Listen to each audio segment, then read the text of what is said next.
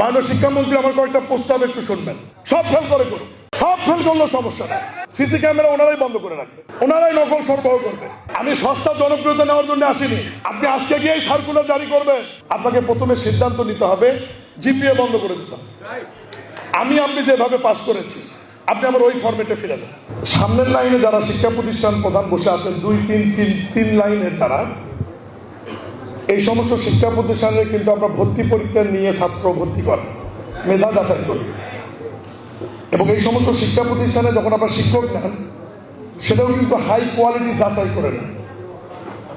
আমি এই কথাটা এই কারণে বলছি, আমি কিন্তু পুষ্টিহীন একটা ছাত্র, অনগ্রসর পরিবারের ছাত্র। আমি গ্রামে পড়াশোনা করেছি। তো পিছনের দিকে যারা বসে আছে, এই সমস্ত স্কুল কলেজ মাদ্রাসাগুলোতে কিন্তু পুষ্টিহীন ছাত্ররা বেশি পড়ে, অনগ্রসর পরিবারের সন্তানরা বেশি পড়ে।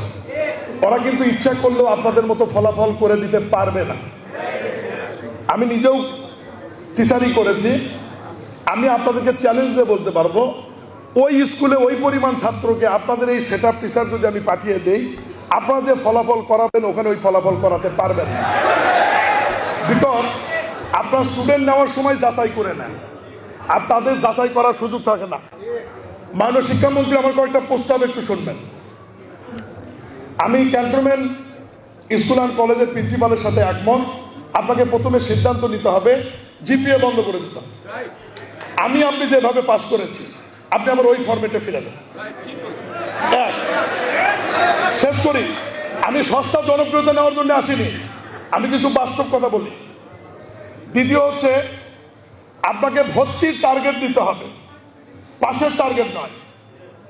আপনি যদি গ্রামীণ স্কুল কলেজগুলোতে পাশের টার্গেট দিয়ে থাকেন যে এত পার্সেন্ট পাসটা করলে বেতন বন্ধ, ওই স্যারেরাই খাতায় লিখে দেয়। আপনি আজকে গিয়ে সার্কুলার জারি করবেন, ভর্তির টার্গেট দিয়ে দেন যে আপনার স্কুলে 6, 7, 8, 9, 10-এ এত পরিমাণ ছাত্রছাত্রী ভর্তি করতে হবে, তারা যাতে ক্লাসে আসে এটা নিশ্চিত করতে হবে। পাশের টার্গেট দেওয়া যাবে, সব ফেল করে করুন, সব ফেল করলেও সমস্যা নেই। কিন্তু আপনি যখন পাশের টার্গেট দিয়ে দিচ্ছেন, সিসি ক্যামেরা ওনারাই বন্ধ করে রাখবে, ওনারাই নকল সরবরাহ করবে, এবং ওনারাই পারলে খাতায় লিখে দেবে। কারণ টার্গেট অনুযায়ী যদি পাস করাতে না পারে, ওনাদের তো বেতন আপনি বন্ধ করে দেবেন। এখন যে প্রস্তাব দেবো আপনারা খুব একটা খুশি হবেন না।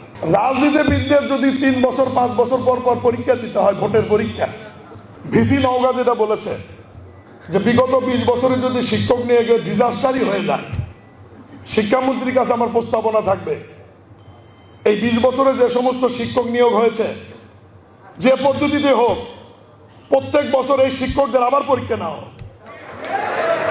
এই পরীক্ষায় যারা পাস করবে তাদের টিচার হিসেবে রাখেন, ফেল করলে বিদায় করে দেন। নোট করে এই সিস্টেমে আসে, দেখবেন যে এমনি সব ঠিক হয়ে যাবে। এখন আর তালি নাই, প্রথম তালি দিয়েছেন।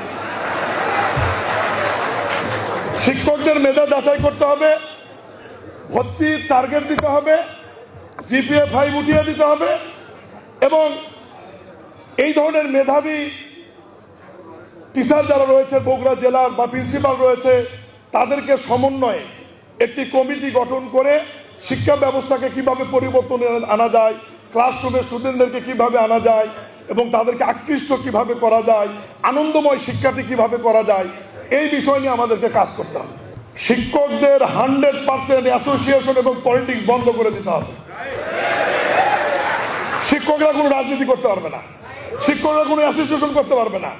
সরকারি চাকরিদের মতো তাদের এই ব্যবস্থার মধ্যে নিয়ে আসতে হবে, তাহলেই দেখবেন সবকিছু কন্ট্রোলে থাকবে।